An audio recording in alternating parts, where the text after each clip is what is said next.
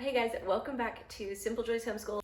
Today I wanted to show you my little preschool shelf that I have set up. It is the beginning of February and I really like to switch these out monthly if I can. In the past, I have made these shelves for when all of my kids have been pre-K age, and I have all sorts, I'm looking at them, I have all sorts of little binders of these units that I've made that have specific learning skills for that pre-K year. But my daughter is in preschool this year, but she sees both of her big sisters learning and she really wants to be a part of it.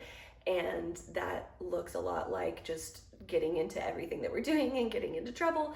So let's, channel that desire and maybe make it something that will be entertaining to her and will help her learn and will keep her out of our hair. Can I say that? Am I allowed to say that? All right, so for this month, we really like to make it more about kindness and compassion than like love and kisses and Valentine's Day, right? Because that's just kind of weird. The activities that I chose aren't explicitly Valentine's related. It's more just preschool related with pink and purple and hearts, because you can't get away from Valentine's Day.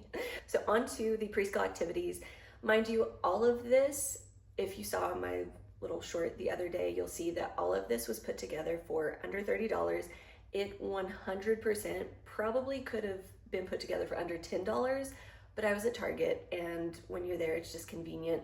Go to the dollar store, find this stuff for cheap, make it on your own. Trust me, you do not have to spend a fortune to make preschool activities. Most of the stuff is repurposed trash, if I'm gonna be honest, but you'll see when we get to it. First up, I cut out some hearts from construction paper. This is going to work on some early math skills of size ordering from biggest to smallest. She's gonna take one of the big hearts, one of the medium hearts, one of the small hearts, and glue them on top of each other to have that like graduated look.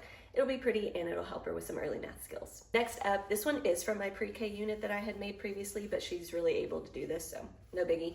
It's just some pattern block practice with some hearts, of course, and they have different color patterns, ABC, AAB, ABAB, things like that. And I just got some Unifix cubes, and you're supposed to, I don't know, she stole the green ones. She's already been playing with this, but she'll just find the pattern that's on these cards and recreate it with the pattern blocks. I said that it was repurposing trash. I literally meant it. This is an element box that I found in our recycle bin. I cut out some shapes, just some simple shapes, heart, square, triangle, circle, and got some fun pipe cleaners to weave through the holes that I just punched out through it. See, element box. And it'll make cute little Valentine monsters, or she can practice weaving and sewing. Again, super great for fine motor skills. The cardboard makes for a little bit sturdier of a material so that she doesn't just bend it and get frustrated as she's working. All right, number 4 is something that I definitely impulse purchased, but it was $5 at Target and it was cute and it was really great for fine motor, and it's something that is a handicraft skill that she can take later on. It'll help with shoe tying and it will help with decor around the house. And it was this little make your own pillow. You just tie the knots and stuff it with the stuffing. So it just came with already cut out felt patterns with the fringe already cut. You can definitely make this on your own. Just buy some cheap felt at Hobby Lobby or something. And you just tie the knots together and you stuff it with the stuffing that came with it. And I believe there's little eyeballs and mouth pieces to stick on it to make it cute at the end. So she'll have fun tying this, and this will help her with fine motor for sure. This next one is a classic math skill game that's super easy to recreate. You just find some sort of paper or a box like I have and make basically a grid. It's really great bonus points if you can have it be like a 10 frame, because that helps with subitizing later on. Fancy word just means seeing the number quickly and not actually having to count it. So what I did this time, because I wanted it to be like a box of chocolates, is I bought these chocolates. This was probably one of the top most expensive things, and I definitely should have gone to Dollar General for this, but it was some Dove chocolates. I just liked the wrapper because it was really pretty, and they're individually wrapped and they look like hearts. So the game for this is that you take your box of chocolates and you roll a dice, any sort of dice. I just have this big puffy one, and you fill up your box based on the number that you roll. So if I roll my dice and it's rolling away from me, I rolled a 6. So wow, I get to fill up my box really quickly. So I'll just take one of these, 1, 2, 3, 4, 5, 6. You probably can't see it on the ground, but I'm filling up my box of chocolates, and the game is to fill up your box as quickly as you can. This practices, again, with the fine motor, picking up, pinching, and putting into a pre-designated area. It works on one-to-one correspondence by counting as you're going, matching the number that's on the die versus how many you pick up and put into the container. Great early math skill activity. All right, so this next activity is all about writing and creativity and just getting pen to paper and those early literacy skills. This is a little letter writing station, perfect for Valentine's Day, for sending out those Valentines to your friends and your family members, but for her, this is just having fun and using stickers and getting to use fancy pens. So I found my fancy pens. They're not all that fancy, but she doesn't ever get to use these, so she gets to use them today. And I bought just a pack of really cheap envelopes and a pack of some really cheap note cards. I also found some stickers that were hearts. If you have, and I think I have somewhere, like the little stamps, you can actually physically stamp a heart on there if you want to do that. She gets a little zealous with that and gets a little messy, so figured stickers would be good. And it's, again, preschool, let me say it all for those who did not hear in the back, fine motor skills, right?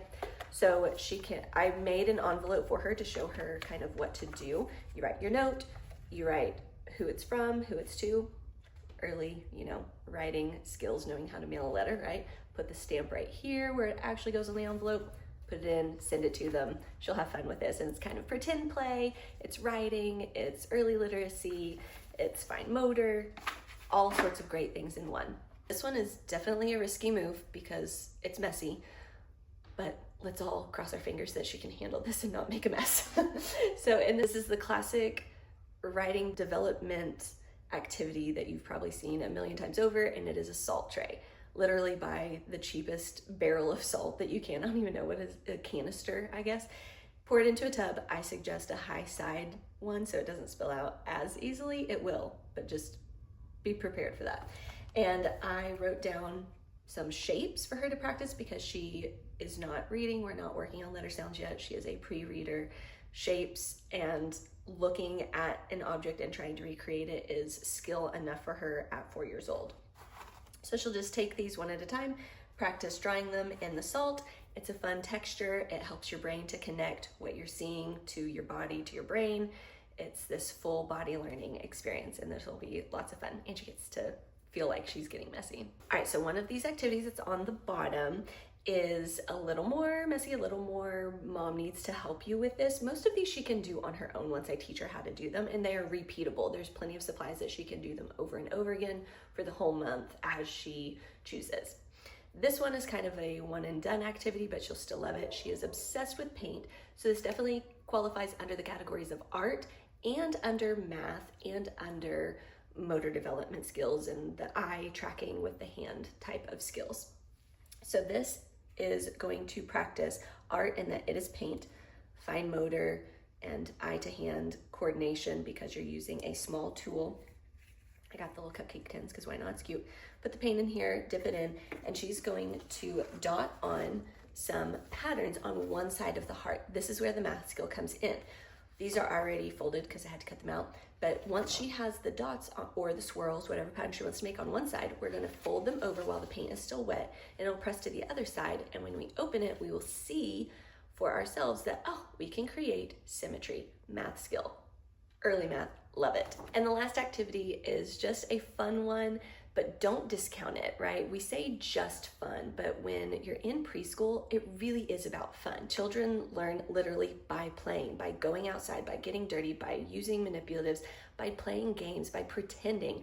That is what is developing those early brain cells that they need for when it does come time to learn. This one really is just for fun.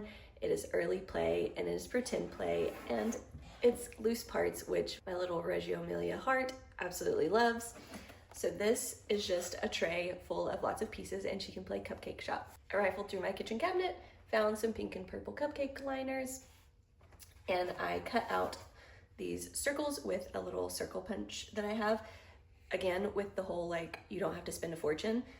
This is from the leftover paper from the first activity of cutting out the hearts. Like instead of just throwing away the construction paper, I thought, I can still use that. So I made little sprinkles for it. We have some pom-poms, which were less than $2 at Hobby Lobby, very cheap, and some paper shred. And she can fill these up, make little cupcakes, and pretend that she has a little cupcake shop. All right, guys, well, that is it for today for my February preschool shelf. I hope you enjoyed. I hope you found some great ideas. This doesn't have to be complicated. It doesn't have to be expensive. Just put something together for your kids. If you don't have a shelf like I do, you can find a bookshelf. You can make individual little bins. You can use one of the drawer towers and have a different activity in each one of those. Use what you have. Reuse kitchen items, make it fun, make it interesting. That way their hands are busy and their minds are growing and learning. All right, well, you guys have a great day and I'll see you next time. Bye. Stuck to me.